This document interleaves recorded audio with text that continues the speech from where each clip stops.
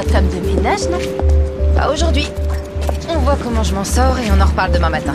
Mosen começou a primeiro instant que consultante criminel au commissariat. Tudo imediatement. Sous une affaire complexe. On suit que sur la scène Louis Sofipo. Sans voir que quelque chose cloche. Au nom de Damien est tombé d'un immobile et a attiré directement sur sa propre voiture. Elle a été grièvement blessée. Mais cette voiture lui a sauvé la vie. La police a conclu à un suicide.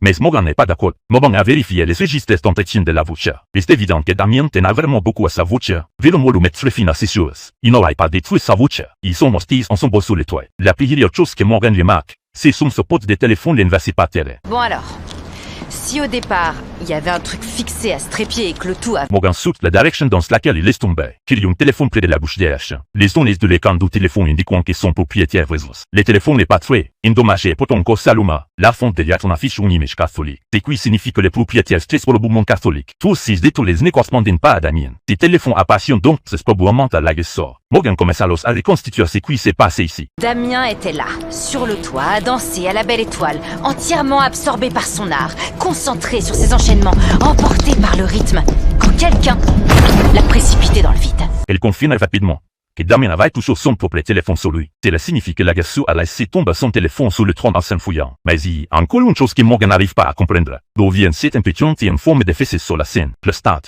Morgan et Eric se rendent à l'hôpital pour poursuivre l'enquête. C'est à ce moment-là que les amis de Damien viennent. Lui rend des visites. Morgan sent immédiatement que quelque chose ne va pas. Il remarque rapidement que dedans sur son gauche, l'Andrés catholique Eric l'interpelle sur les champs. Du postérieur. Regardez son coccyx! Soit on attend le mandat pour te dessaper, soit tu nous dis tout maintenant. Alors, Roland, t'étais jaloux, hein? Vraiment jaloux? Quand il devient impossible de continuer à cacher la vérité, Roland finit par raconter ce qui s'est passé cette nuit-là. Le type devait être planqué là, il est sorti de nulle part. Damien et moi on dansait et puis brusquement il a foncé droit sur nous et c'est là que j'ai fini par terre.